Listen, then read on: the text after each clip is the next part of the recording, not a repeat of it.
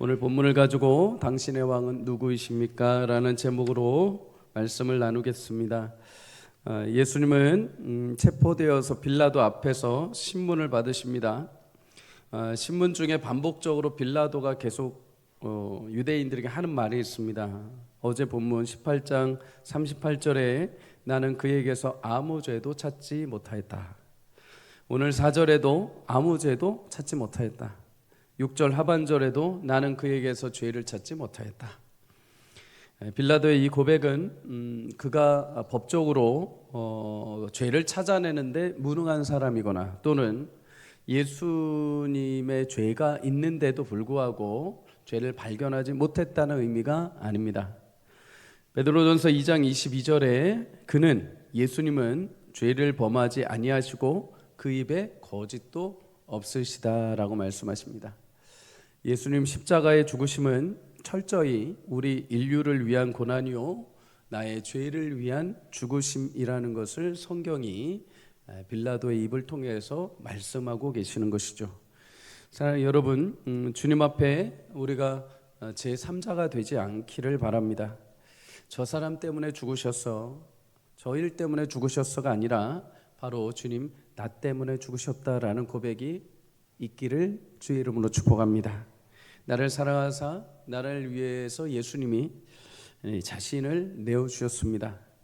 십자가의 구원의 사건이 나를 위한 사건이요 나를 위한 사랑이었음을 여러분 믿음으로 고백할 수 있기를 주의 이름으로 축복합니다. 우리가 예수님을 흔히 믿었다라고 말하죠. 회심했다라고 말합니다. 내가 이전과 달라졌다. 이전에는 내가 죄의 종로로 타다가 이제 예수님 만나고 다시 새롭게 내 영혼이 거듭났다라고 우리 말하죠. 거듭났다라고 말하는 사람들은 예수님의 십자가 사건이 나의 사건이 됨을 고백하는 사람들입니다. 나의 사건이 되는 것을 체험하게 되는 것이죠. 여러분, 십자가 앞에 서면은 사람이 어떻게 될까요? 극심한 두려움과 공포와 이를 감당할 수 없는 눈물이 나게 되죠. 십자가 앞에 서면은 일단 살려달라고 외치게 됩니다. 그래서 우리가 예수님을 인격적으로 만난 사람들은 십자가 위에서 나를 위해 희생하신 예수님 앞에서 무릎 꿇게 되어 있습니다. 자복하게 되어 있죠. 회개하게 되어 있는 것입니다. 주님 살려주십시오라고 고백하는 거죠. 여러분, 예수님의 십자가 사건이 하나의 역사로 끝나는 것이 아니라 그냥 이야기로 끝나는 것이 아니라 오늘 나의 사건으로 나를 위해 죽으신 예수님의 사랑으로 체험될 수 있기를, 그런 은혜를 성령께서 여러분의 심령 가운데 허락해 주시기를 주의 이름으로 간절히 축복합니다. 오늘 본문에 세 부류의 사람이 등장합니다. 그들이 각자 삼고 있는 왕이 무엇인지를 살펴보고 오늘 나의 왕이 누구신지를 다시 발견할 수 있기를 바랍니다. 1절에서 3절에 이렇게 말합니다. 이에 빌라도가 예수를 데려다가 채찍질 하더라. 군인들이 가시나무로 관을 엮어 그의 머리에 씌우고 자색 옷을 입히고 앞에 가서 이르되 유대인의 왕이여 평안할지어다며 손으로 때리더라. 먼저 빌라도에게 명령받은 군인들입니다. 군인들은 예수님에게 채찍질을 가합니다. 당시 죄인들은 십자가형이 확정이 되면 형벌로 채찍질을 당하게 되었습니다. 그런데 오늘 본문에 보면 예수님은 아직 십자가형이 확정되지 않았습니다. 십자가형이 확정되지 않았음에도 불구하고 지금 채찍질을 당하고 계시는 거죠. 다른 공관복음에 보면 마태복음, 누가복음에 보면 예수님이 십자가형이 확정된 후에 군사들이 예수님을 채찍질하는 장면이 또 나옵니다. 그러면 예수님은 이날 아침에 채찍질을 지금 2번이나 당하시는 거죠. 십자가형이 확정되기 전에, 십자가형이 확정된 이후에 또 당하시는 겁니다.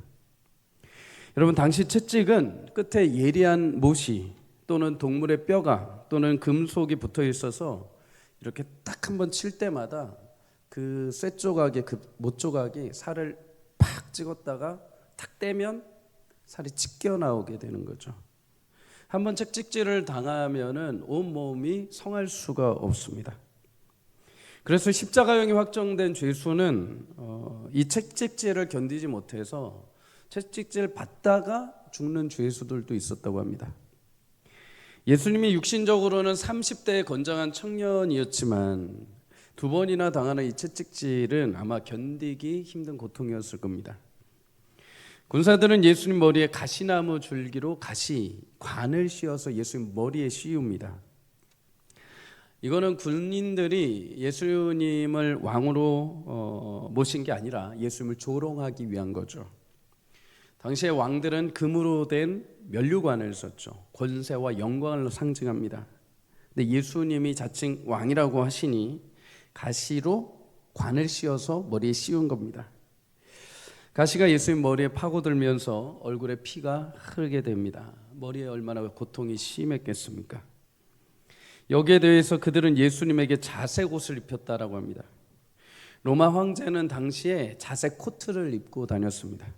일반인들은 황제와 같은 옷의 색상을 입을 수가 없었죠. 그런데 군사들이 일부러 황제와 비슷한 옷 색깔, 공관복음을 보면은 홍포라고 합니다. 붉은색 옷을 갖다가 예수님에게 입힌 겁니다. 조롱한 거죠. 그리고 예수님을 손으로 때렸다. 그러면서 말하죠. 유대인의 왕이여 평안할지어다. 이것은 예수님에게 무난한 것이 아니라 자칭 유대인 왕이여 만수무강이라 이러면서 이제 조롱하는 것이죠. 이런 폭력은 꼭 손으로 때리는 것만이 폭력은 아닙니다. 말로도 얼마든지 폭력을 행사할 수 있습니다. 거친 말로, 무시하는 말로, 분포감을 불러일으키는 말로, 무서운 말로, 협박하는 말로 얼마든지 폭력을 행사할 수 있죠. 사람들 앞에서 신체적으로 또 언어적으로 조롱받으면 여러분 견디기가 결코 쉽지 않습니다. 조롱과 멸시, 폭행은 비인간적인 취급을 당하는 것이죠. 그런 멸시와 모멸감을 받을 때 두려움을 넘어서 인간적인 자존감이 사라지게 됩니다. 무너지게 됩니다. 그래서 종종 뉴스를 보면 유명 연예인들이 악플 때문에 정신적인 고통을 당하는 것을 보게 되죠. 심하면 연기 생활도 그만두고 더 심하면 극단적인 결정까지도 하게 됩니다. 그게 뭐 그리 대단한 일이라고 할 수 있지만 직접 당하는 대상자들은, 당사자들은 그게 자신의 인간의 존엄과 가치를 상실하게 만들기 때문이죠. 우리 성도님들 혹시라도 유명인들이 내 마음에 안 든다고 인터넷에 막 댓글로 내 얼굴 안 보인다고, 이름 안 보인다고 막 안 좋은 말을 쓰지 않기를 바랍니다. 특별히 우리 청소년들, 우리 아이들 인터넷 보다가 톡으로 하지 마시고 칭찬하시길 바랍니다. 좋은 말로, 너무 잘 듣고 있어요. 너무 멋져요. 자칫 그렇게 기록한 나의 글 하나가 한 영혼을 죽일 수도 있습니다. 반대로 살릴 수도 있습니다. 여러분, 예수님이 이렇게 조롱과 멸시를 당하신 이유가 뭘까요? 히브리서 4장 15절의 고백처럼 우리의 연약함을 동정하기 위함이다라고 말씀하십니다. 그냥 십자가에서 죽으시고 끝나버리시는 것이 아니라 우리 인생에 짊어지는 모든 짐과 수고를 이해하시기 위해, 또 위로하시기 위해 예수님은 비인격적인 조롱과 멸시와 육체의 모든 고통을 당하셨습니다. 이사야 53장 5절, 우리 아까 장로님이 기도하셨을 때 읽었던 말씀입니다. 함께 읽습니다. 시작. 그가 찔림은 우리의 허물 때문이요 그가 상함은 우리의 죄악 때문이라. 그가 징계를 받음으로 우리는 평화를 누리고 그가 채찍에 맞음으로 우리는 나음을 받았도다. 아멘. 오늘 내가 겪고 있는 모멸감, 조롱, 멸시, 육체적인 모든 아픔까지도 주님은 다 아십니다. 그리고 이해하십니다. 주님이 아시고 위로하실 수 있다는 것이 우리가 얼마나 큰 기쁨이고 감사인지 모릅니다. 그 아픔을 아시기에 오늘도 우리를 다시 살게 하시고 회복하시고 일어서도록 우리 안에서 성령으로 중보하시고 힘을 주시는 주님인 줄 믿습니다. 여러분, 그러면 예수님을 때리고 조롱한 이 군사들의 왕은 무엇일까요? 폭력이죠. 무장한 강력한 힘이 그들의 왕입니다. 사람들이 여러분 왜 폭력을 사용을 합니까? 자기 쾌감을 위한 거죠. 자기 만족을 위한 것입니다. 힘으로 누군가를 밟고 무너뜨려 자신이 더 강함을 보여주는 것, 자신이 상대방을 지배하고 다스릴 수 있는 자기 쾌감을 느끼는 것입니다. 이렇게 힘을 왕으로 삼는 사람들의 특징이 있습니다. 정작 진정한 왕은 보지 못합니다. 군인들은 진정한 왕이신 예수님을 앞에 두고도 보지 못했습니다. 그들 눈에 예수님은 그냥 자기 만족, 자기 쾌감을 위한 그냥 장난감에 불과했던 거죠. 여러분, 힘은 나쁜 것이 결코 아닙니다. 다만 하나님 없는 힘은 폭력에 불과합니다. 성경에 보면 하나님 없이 사용되는 힘이 그저 권력과 교만으로 향하게 되는 것을 보게 됩니다. 사울이 그렇죠. 하나님이 사울에게 나라를 다스릴 수 있는 힘을 허락해 주셨지만 그가 하나님을 떠남과 동시에 그 힘은 교만과 폭력이 되어버립니다. 반면에 하나님 아래서 주신 힘을 잘 사용했던 사람이 있습니다. 다윗입니다.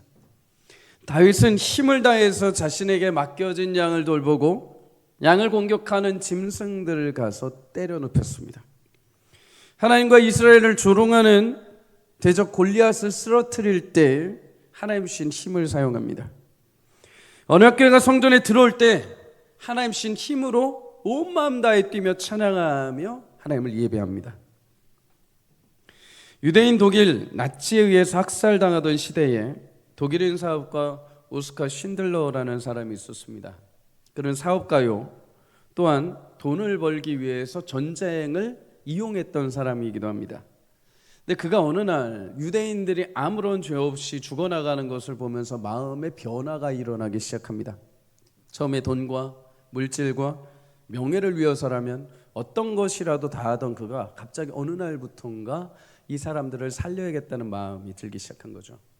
그래서 자신의 모든 재산을 다 털어서 독일 나치 고위 관리급에게 뇌물을 주고 또 병사들에게 돈을 주어가지고 한 명씩 한 명씩 유대인들을 몰래 빼돌리기 시작합니다. 살려주기 시작한 거죠. 몰래 숨겨서 밖으로 빼내준 것입니다. 그렇게 해서 그가 자신의 모든 힘을 동원해서 살려낸 것이 1100명이었습니다. 그게 영화로 나온 게 쉰들러 리스트였죠. 사랑하는 여러분, 여러분에게 남들이 가지지 않는 힘과 권세가 있습니까? 그 힘을 주신 분이 하나님이라는 것을 꼭 기억하시기를 주의 이름으로 축복합니다. 그 힘과 능력으로 하나님의 영광을 드러내고 많은 사람을 살리고 세우는 데 사용될 수 있기를 주의 이름으로 축복합니다. 그러지 않으면 그 힘은 반드시 나를 교만과 권력과 자기 욕심으로 나를 붙들어 매게 됩니다. 여러분, 힘이 내 인생의 왕이 되지 않기를 주의 이름으로 축복합니다. 내 힘을 허락하신 주님을 위해 그 힘을 마음껏 사용할 때 많은 사람들에게 하나님의 영광을 드러내고 하나님 나라를 세워내는 복된 저와 여러분이 되시기를 주의 이름으로 간절히 축복합니다.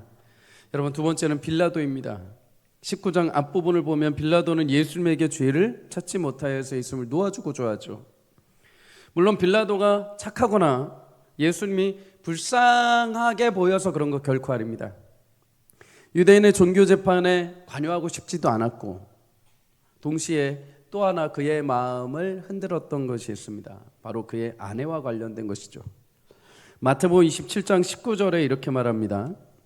총독이 재판석에 앉았을 때, 다시 말해 빌라도가 재판석에 앉았을 때 그의 아내가 사람을 보내어 이르되 저 옳은 사람에게, 다시 말해 예수님에게 아무 상관도 하지 마옵소서, 손대지 마십시오.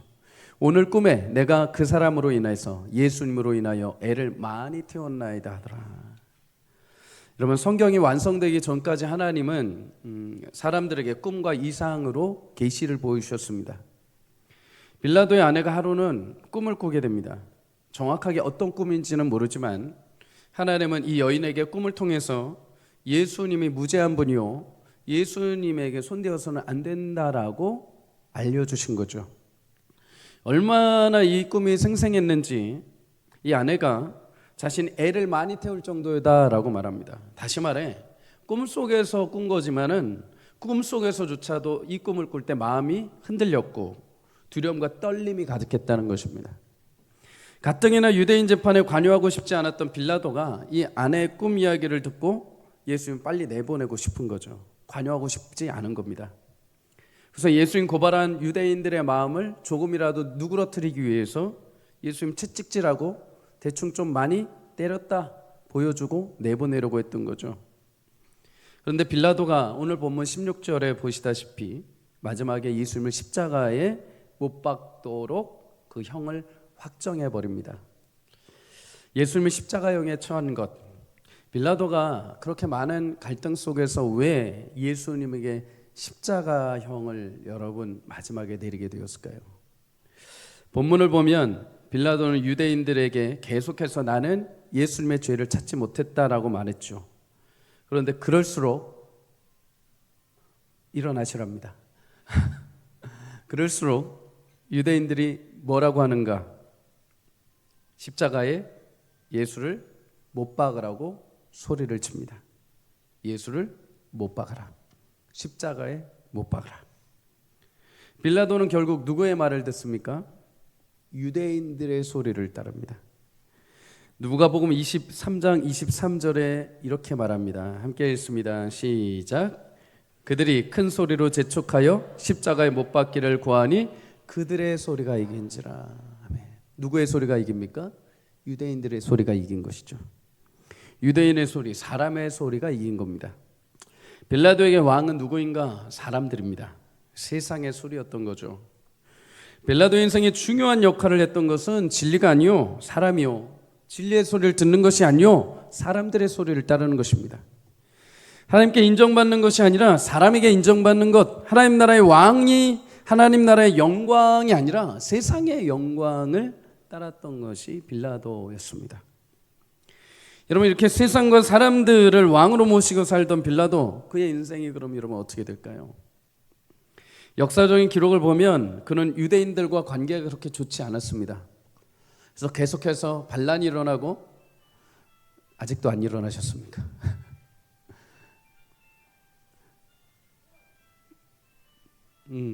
우리 아이들 것 좀 도와주세요. 전사님 모셔서. 네.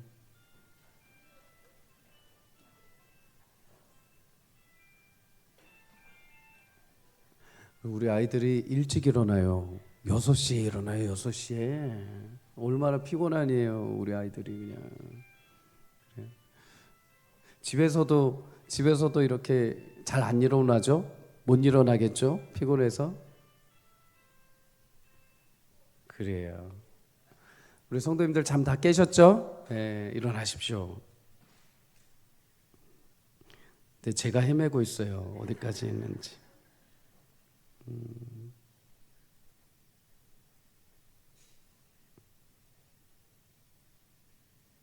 그래요.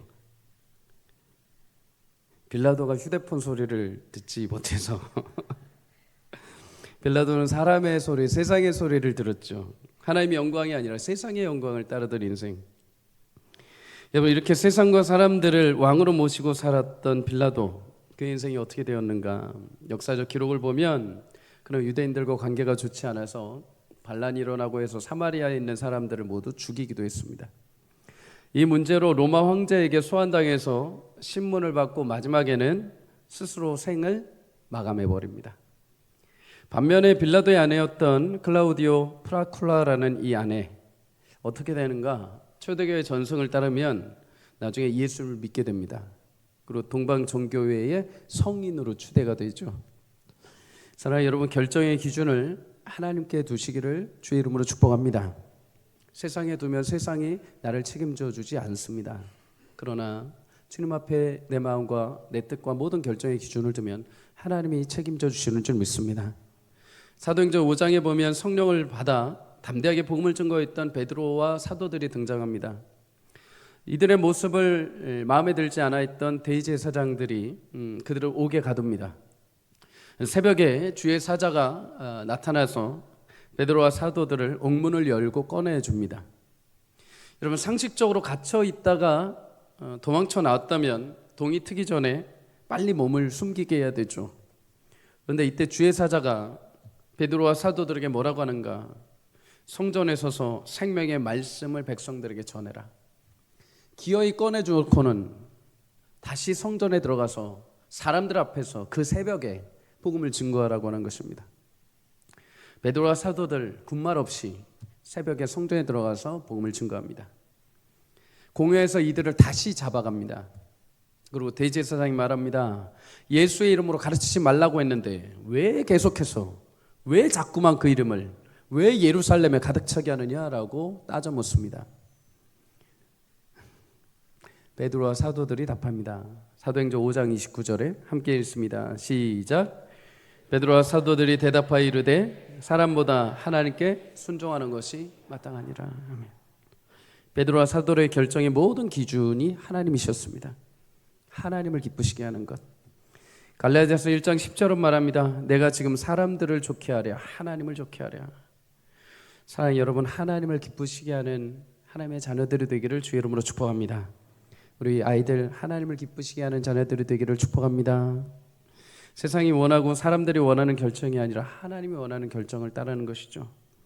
지난번에 말씀드린 것처럼 우리는 세상에 살지만 세상에 속한 자들은 아닙니다. 세상에 살고는 있지만 하나님 나라에 속한 자들, 하나님 나라에 속한 자로 하나님의 뜻을 기준 삼고 하나님을 기쁘시게 만드는 저와 여러분이 되시기를 주의 이름으로 축복합니다. 마지막으로 예수님을 고발했던 유대인들입니다. 여러분, 이들은 예수님의 죄를 찾지 못하는 빌라도에게 예수님을 신성모독죄로 계속 고발하죠. 그런데 이렇게 해도 빌라도가 십자가형을 명하지 않자 빌라도를 협박합니다.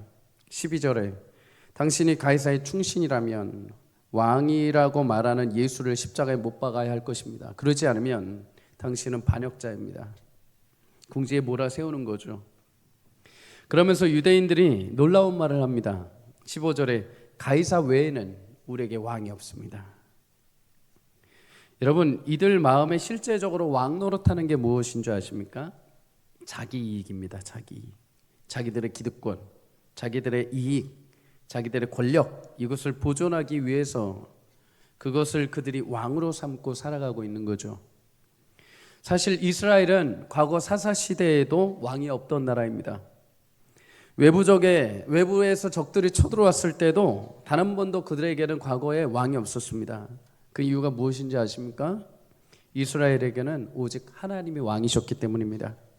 오직 여호와 하나님이 한 분만이 왕이었습니다. 그런데 지금 자신들의 이익을 위해서 하나님이 아니라 세상의 왕 로마 가이사를 자신들의 왕이라고 입술로 고백하고 있는 겁니다. 성전에서 예배할 때는 왕이 하나님이었다가 자신들의 기득권을 지키기 위해서는 세상의 왕 가이사가 자신들의 왕이라고 합니다. 자신의 만족과 이익을 위해서 왕을 왔다 갔다 바꿔버리는 것이죠. 어떤 목사님이 이 부분 설교하면서 카멜레온 신앙이라고 이렇게 얘기를 하더라고요. 공감 가는 표현입니다. 카멜레온은 주변 환경과 상황에 따라서 자기 몸 색깔을 바꿔버립니다. 이들은 마치 카멜레온처럼 성전에서는 하나님을 왕으로 모셨다가 전통적으로는 하나님을 왕으로 모셨다가 자신들의 이득 앞에서는 세상 왕을 자신들의 왕으로 삼아버립니다. 여러분, 우리도 그럴 수 있습니다. 교회에서는 하나님을 왕이라고 고백하는데 나의 기득권과 세상의 이익과 세상 앞에서는 세상 것들이 나의 왕이 되기도 합니다. 물질이 왕이 되기도 하고 사람이 왕이 되기도 하고 나의 직업이, 나의 자녀가, 나의 취미가, 내가 가진 힘이 나의 왕이 되기도 합니다. 여러분, 만약에 하나님의 왕위가 끝이 있으시다면 왕을 얼마든지 바꾸십시오. 하나님의 왕위의 권세가 제한이 있으시거나 능력이 없다면 마땅히 상황과 환경에 따라서 왕을 바꿔야 됩니다. 작년까지 하나님이 신실하셔서 하나님을 왕으로 모셨는데 올해 보니까 하나님이 신실하시지도 않고 능력이 없으시다면 오늘 내 눈에 보이는 세상의 것을 왕으로 삼아야 되는 게 맞습니다. 상황과 현실이 바뀐다면 얼마든지 다른 왕을 따라야 되죠. 근데 성경이 분명히 말씀을 하십니다. 시편 102편 27절에 주는 한결같으시고 주의 연대는 무궁하시니라. 여러분, 연대가 무엇입니까? 연수, 세대, 시간의 흐름입니다. 하나님의 연수, 하나님의 시간은 영원하십니다.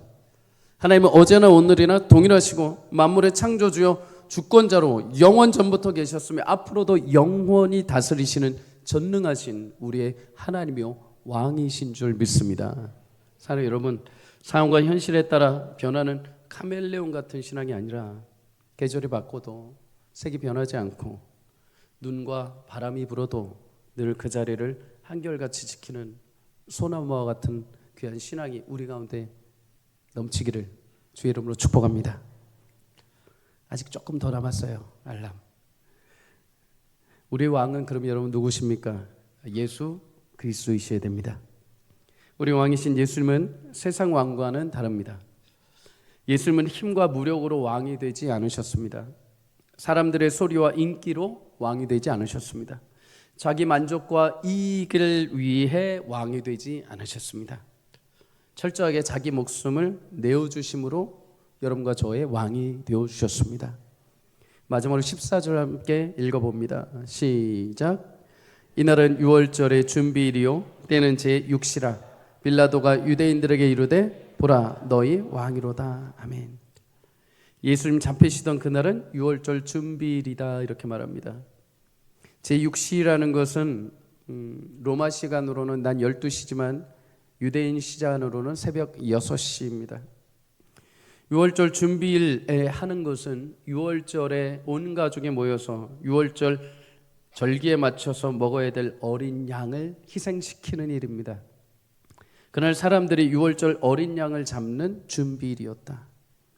사람들은 6월절 어린 양을 잡기 위해 정신없이 희생시키는 그때에 하나님은 진정 우리의 참되신 어린 양이요 예수 그리스도를 자신의 손으로 죽이려고 십자가에서 죽이시려고 준비하신 것입니다. 요한복음 1장 29절에 그래 세례 요한은 고백합니다. 보라 세상 죄를 지고 가는 하나님의 어린 양이로다. 아멘. 여러분 나를 위해 나의 죄를 위해 죽으시고 부활하신 주님이 나의 영원한 왕이요 주인 되심을 고백할 수 있기를 주의 이름으로 축복합니다. 자신의 생명을 내어주신 왕, 자신을 희생해서 나를 살려주신 왕, 이보다 더 위대한 왕이 어디 있겠습니까? 힘과 권력이 아니로 자기의 이득이 아니요 자기의 더러움의 어떤 불순한 동기가 아니요 그저 나를 위한 왕, 나를 살리기 위한 왕. 여러분 사랑하시고 죄를 제거하시기 위해 죽음을 넘어서 영원한 생명을 허락하신 그 왕 되신 주님, 그 영원한 주님만을 붙들고 한평생 살아가는 저와 여러분이 되시기를 주의 이름으로 축복합니다. 한결같으시고 영원한 사랑으로 보존하시는 왕 되신 주님이 여러분을 자녀 삼아주시고 백성 삼아주시고 그 왕의 권세와 능력으로 여러분 삶을 인도해 가실 줄 믿습니다. 오늘부터 나의 왕은 예수 그리스도시요 예수님 안에 거하는 축복된 주의 백성이요 하나님 나라의 시민으로 살아가는 저와 여러분이 되시기를 주의 이름으로 간절히 축복합니다.